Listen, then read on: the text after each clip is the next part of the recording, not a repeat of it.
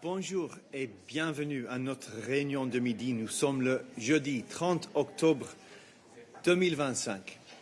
Nous avons plusieurs annonces pour vous aujourd'hui avant de prendre vos questions. D'abord, permettez-moi de vous rappeler que notre réunion de midi sera limitée à 30 minutes aujourd'hui. Après cela, les journalistes présents dans la salle de presse pourront venir poser des questions à nos porte-paroles en background ou bien off the record. Nous serons de retour pour une réunion de midi plutôt classique demain.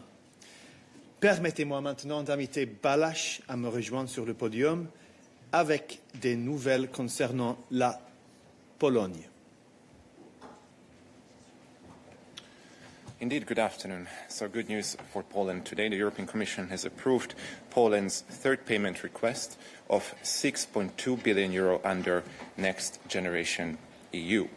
This sum is going to fund some key initiatives, including modernizing heating systems to reduce emission and energy costs, implementing childcare quality standards, streamlining 5G deployment, introducing low-emission zones in polluted cities, and upgrading road infrastructure. Now, once the Council delivers a positive opinion, the Commission will be able to transfer the funds to Poland.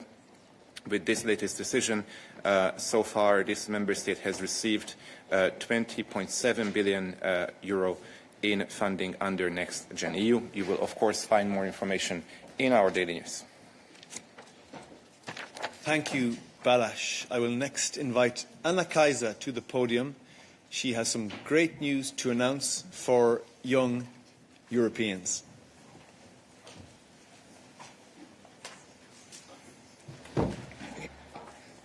Good afternoon.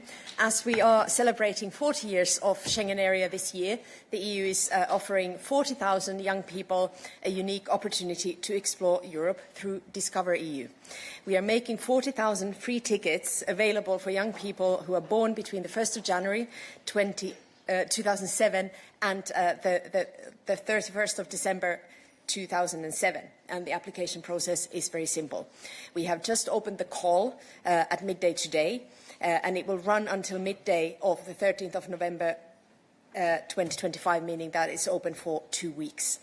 So those who are born between that time and who want to apply, they just have to complete a short online quiz. And successful applicants will then have the opportunity to travel for free for up to 30 days between 1st March 2026 and the 31st of May 2027. And ticket holders can either plan their own routes or be inspired by the existing ones that we are suggesting online, including stops in beautiful, sustainable and inclusive cities. The ticket holders will also receive a discount card for public transport, culture, accommodation, food, sports and other services in 36 European countries. And you will find all this information and much more on our Discover EU website. Thank you, Anna Kaiser, for that very nice piece of news. With that, we are now ready to take your questions. Razia. Thank you. I just wanted to ask if there's any reaction to the announcement from China about the one-year pause of rare earth export restrictions. And I also hope that maybe the Commission could clarify when exactly talks between EU and Chinese officials are meant to happen, because I heard it was Friday, but some of us are still writing Thursday. Thank you. Thank you for your question, Razia. Here's what I can say on behalf of the European Commission. We don't comment on trade negotiations between third countries, but, of course, in principle, we welcome any development that removes barriers to global trade flows. The EU is fully focused on its own bilateral trade engagement with China, including as this relates to trade in rare earth minerals. High-level technical discussions will take place in Brussels tomorrow, and we will communicate on the outcomes of the meetings later in the day as necessary. Razia, follow-up. Maybe I've been thinking about Eurozone economy growth too much, but your comments and what's been said hasn't really been clear. Does the European Commission therefore believe that the restrictions mean a one-year pause also for European Union as a country, as a bloc? Sorry. Thank you. The European Union will comment on our engagement with China after we engage with China, which, as I said, takes place tomorrow. We're not going to comment or offer further comments on trade negotiations between China and the US or other third countries. That's not what we do from here. We talk about what we do. And what we are doing is engaging with China in high-level technical discussions tomorrow with a view to tackling these complex issues for the benefit of our industry and our citizens at large. Other questions on this topic? Gabriel, go ahead. Apologies, actually a question about the MFF for Balash, so you can come back to me if there's others on China. We will indeed come back to you. Do we have other questions on trade for Olaf? No hands. Tom, is it for me? Go ahead. No, sorry, so just to confirm, so I mean, the Commerce Ministry has issued a statement saying that they are suspending these rare earth restrictions that were announced on the 9th of October. So the Commission basically doesn't have any comment on that right now. You're going to wait until these high-level technical discussions take place tomorrow. Is that fair to say? Thanks. That is fair to say. Next question, please. Angela. Angie from TVP World. Just coming back to my colleague's question, what time will that meeting occur tomorrow? Thank you. They're taking place over the course of the day. I don't have the precise agenda here ahead of me. I think it will depend on the substance of the negotiation to a large extent. So, as I said, we will communicate on the outcomes of the meetings when they have concluded and as necessary. Any other questions on this topic? Nothing in the room, nothing online. Other questions for Olaf? Other questions for us today? Evgeny. Dimitri, sorry. Vitali. I got there in the end. Forgive me. It does not work. Vitaly Sizov, Freedom TV channel. Questions about testing of new nuclear-capable weapon by Russia. They tested it several days ago, and I think they was waiting a commentary from EU and United States, but they have not got. And their foreign minister said that they get silent EU and other country. Do you have some commentary on this testing? And today, or not today, maybe yesterday, United States President announced possibility to testing nuclear weapons. Do you have some position on all these activities and what's going on? Thank you. Thank you, dear Yevgeny, Dimitri, Vitali. Anita is on the stage to answer your questions. Thank you, Vitali. I know your name and I do appreciate you a lot. So let me answer to you, Vitali. On the US, very simple. We have seen the announcements, but we refer you to the authorities. As such, and then on the Russian nuclear-powered missile, we have also seen the announcement, which is obviously now going in the right direction. This is a country at war that is conducting an illegal and unjustified and unprovoked war of aggression towards Ukraine. So if the missile is truly nuclear-powered, this could also release radioactive materials. So this shows once more that instead of choosing peace, Russia's continuing to escalate through its actions and rhetoric. Thank you, Anita. Follow up, Vitali. Do you consider it's like a threat for EU?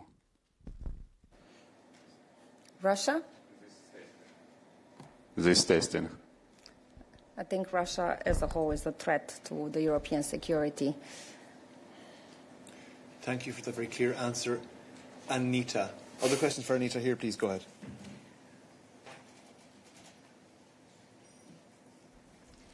Ksenia Polska, Deutsche Welle. I would like to follow up on this question and again ask you whether you have a comment or a position on Trump's announcement to start testing nuclear weapons for the first time since the 90s. Thank you. So I have just answered that we refer you to them. On the other side, we have not seen U.S. conducting any explosive test of its nuclear weapons in decades, so that's it for now. Thank you. Other questions for Anita? Go ahead. Yeah, following up on this, Chris Powers from Euractiv. So the EU is the EU member states are all signatories to the Non-Proliferation Treaty. Do you not, therefore, have some kind of obligation to condemn anything that's promoting nuclear weapons and their spread? Thank you.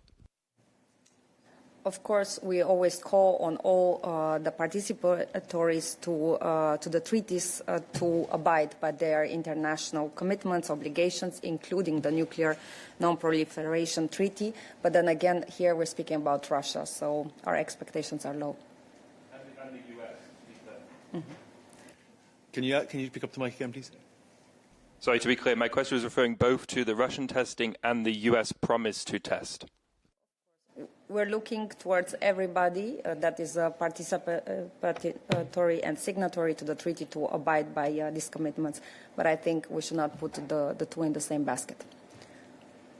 Thank you, Anita. Other questions for Anita on foreign affairs? I see no hands in the... I do see a hand in the room. Please go ahead. Hi, Eleonora Vasquez from Euronews. It's about Darfur. It's okay. Can I go on? Darfur will be for Anwar, so okay. We'll come back to that if that's okay with you. Other questions for Anita? No, then we can take your question, please. Anwar, come on up. Go ahead with your question. Yeah, the war in Sudan yesterday had an important development since the Darfur region was completely occupied by the RAF forces. I was wondering, besides, of course, the sanction that the EU reimposed in September, is the Commission thinking to propose new measures to member states? Thank you. Thank you very much for the question. I will not enter into any speculation to prejudge or preempt at this stage any action that we might take on the file. What I will here do is reiterate that basically we are pretty much aware and we are active on the file, as the last joint statement has shown itself between the High Representative and the Commissioner Labib on this dangerous turning point that we see on the ground in the war with the seizure of El Fasher, Darfur's capital, that is threatening to further worsen an already dire humanitarian situation. We do call on all parties to immediately de-escalate in accordance with the UN Security Council Resolution 2736 and for all parties to respect international humanitarian law. In terms of our action, let me recall here that in 2025, the EU has allocated 270 million euros to address the humanitarian crisis in Sudan and its impact on neighboring countries, making it the largest EU humanitarian funding package in Africa. We're also providing funding to organizations that are collecting evidence of war crimes as part of a broader effort to ensure accountability for those responsible. So this is our position on that file that we are following extremely closely. Many thanks, dear Anwar. Do we have other questions for Anwar? I see no hands in the room. I see a question online from David. Go ahead, David. Yes, thank you. It's David Carretta, Radio Radicale. It's a related question on Darfur. I think that the EU is financing some migration project, also border control project in Darfur. I'm wondering how much is the EU has spent on this issue in the last years, and how did you ensure that those funds do not finish in the hands of those committing almost a genocide in this area? Thank you. Grazie, David. I've checked with colleagues just now and we don't have those statistics to hand, so with your kind understanding we'll come back to you as quickly as possible in the afternoon on this question. Any other questions for Anwar while he's up here with me? No. Other questions for us today? Gabriel. Question, I believe, for Balázs on the MFF. This morning, 3 of Ursula von der Leyen's coalition partners, the EPP, the S&D, and Renew Europe, in addition to the Greens, have written to the Commission saying that the starting point for the MFF is unacceptable, calling on the Commission to reassess how they want to distribute agricultural and regional cohesion funding. Are you prepared to listen to Parliament, and what happens if you don't? Balázs, go ahead. Of course, we are prepared to listen to the Parliament and the Council. They will play an important role in this process. And what's going on now is a set of constructive exchanges. And we are very much open to hearing their position, their views, and this is what's going to allow us to agree on the way forward. So we've received a letter and we are looking into the content of it. Just want to check with our technical colleagues. Is there a problem with the sound just now? Yeah, the sound was a bit low. Can we crank the sound up if possible, guys? Thanks very much. Okay, was there a follow-up for Balázs? Yes, please. So just to be very clear, the Commission is prepared to reassess the way that it distributes those funds. It's prepared to have that negotiation. Or is this just a process where you basically explain to people why you want to do what you're going to do anyway? The Commission is prepared to listen to the positions of the co-legislators. I think that's very clear. What the Commission will not do today is to speculate on the individual elements of the proposal, however. Thank you, Balázs. Other questions on this topic? Go ahead. Thank you. I wonder if there is a possibility to amend the proposal at this stage, and if that's something that the Commission entertains as a possibility. Thank you. Thanks for your question. I think Balázs has been very clear that we're engaging with the co-legislators. We're not going to speculate on anything further at this point. We're fully open to a constructive engagement to try and move the vitally important process forward to decide on the next multi-annual financial framework. We can take other questions on this, but if it's going to be more of the same, I'll move it on. Any other questions for Balázs? Go ahead. Hi, I'm Rebecca from Politico. Does the Commission plan to review France's national cap plan following yesterday's EU court ruling that the Commission was wrong to dismiss environmental NGOs' request to reassess the plan? Yes, we are aware of the point that you raised, so we are looking into the judgment. We are studying the content of it, so I have nothing further to communicate at this stage. Thank you, Balázs. Other questions for Balázs? See hand raised here. Go ahead.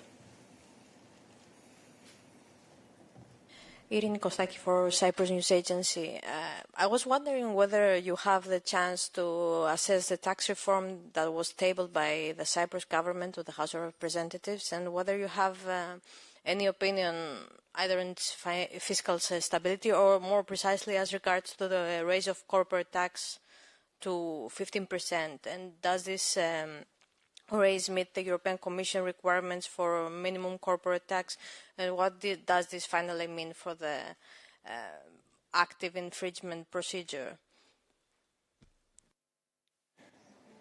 Yes, thank you. I have some information indeed to share on this point. So we have been, of course, monitoring the ongoing discussions on reforming the tax system in Cyprus, and we will continue to do so going forward. More information on this, of course, can be found in the country report for 2025 on Cyprus, and we will not pronounce ourselves at this point in time on individual reform measures, as the actual design of the tax system lies within the responsibilities of the member state concerned. Thank you, Balázs. Other questions for Balázs? See a hand raised back there. Is that Jan? I'm not 100% sure it's for Balázs. I think it might be for Balázs.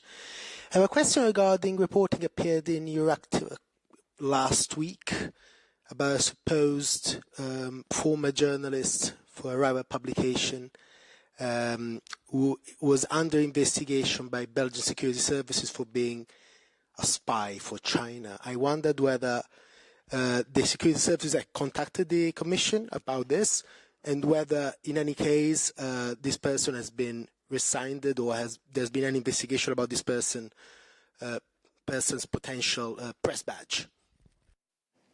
Okay, so the question you raised pertains to the domain of operational security, which constrains a lot what I can say, as you know.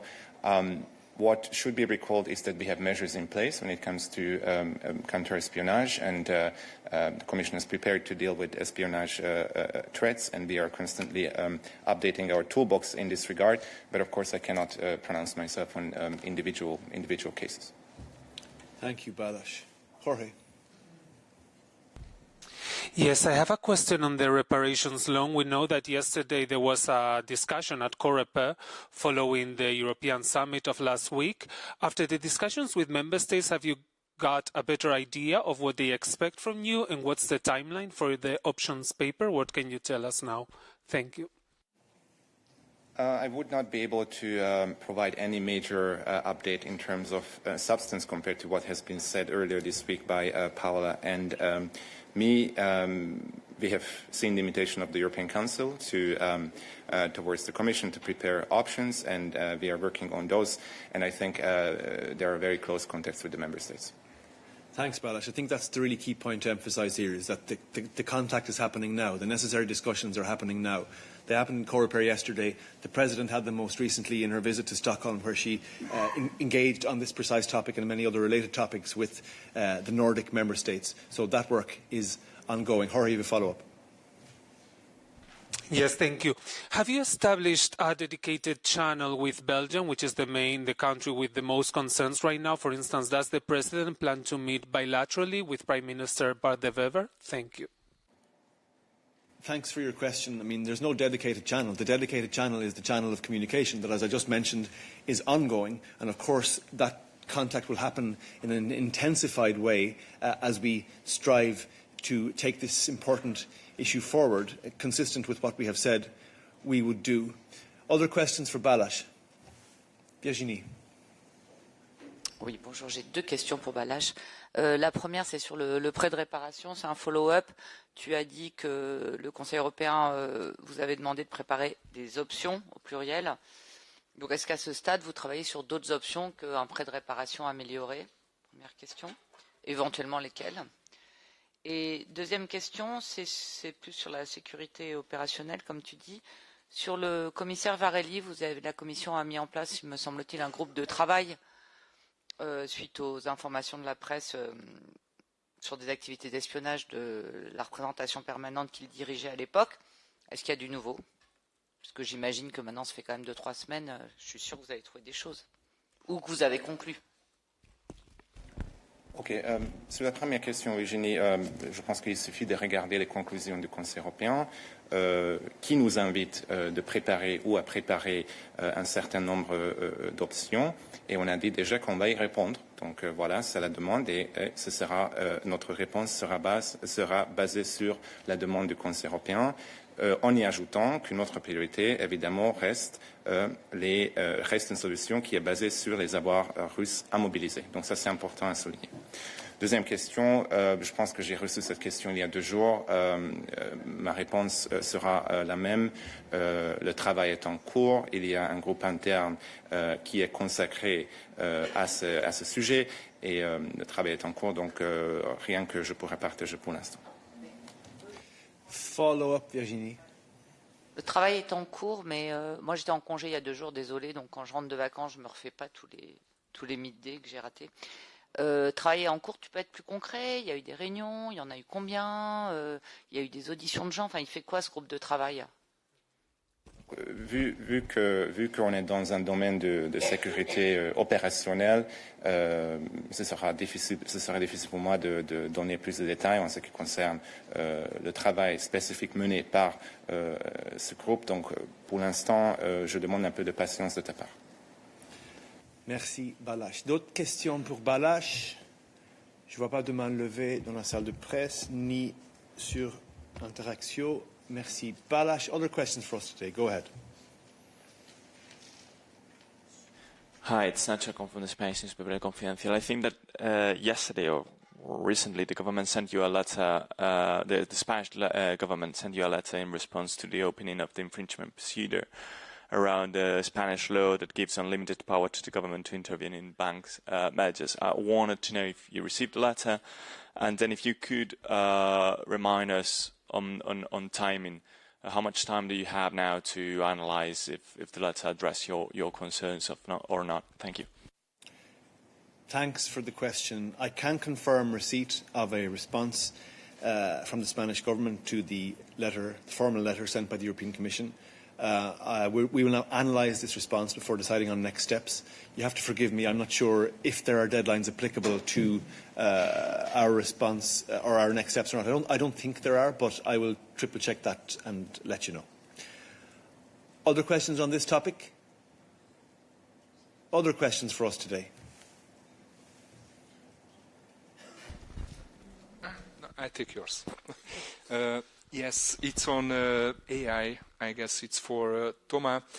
Is the Commission aware, or is the Commission concerned about the fact that in Albania, in a candidate country, a minister has been replaced by AI, and this minister is now pregnant? Wait, are you saying that the AI minister is pregnant? It's apparently, yes. Okay, well, first of all, please allow us to offer our congratulations to the Minister on this happy news. And I'm not sure if we have anything else to say on the topic, but I don't think we do.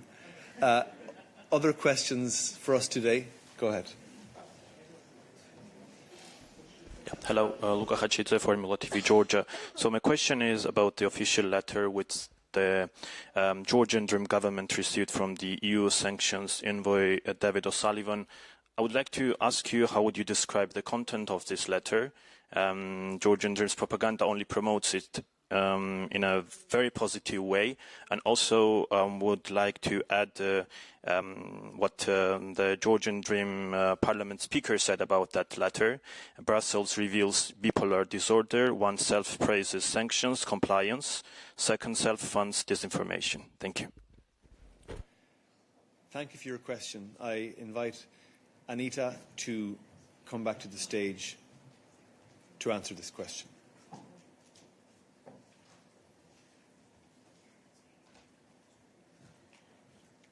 Thank you. Indeed, we confirmed that a letter was sent to the Georgian authorities. This referred to the commitments made by Georgia to stop the circumvention of EU sanctions. We engage with all the countries in this regard. This is part of our global broader outreach. We still expect a reply from the Georgian authorities. And we invite for more actions precisely to ensure that Russia is not circumventing our sanctions that are working. Hence, Russia is trying to desperately circumvent them. Thank you for that response, Anita. Other questions for Anita on this topic? Don't see hands in the room or online. As we have Anita back on the stage, any other questions on foreign affairs for Anita?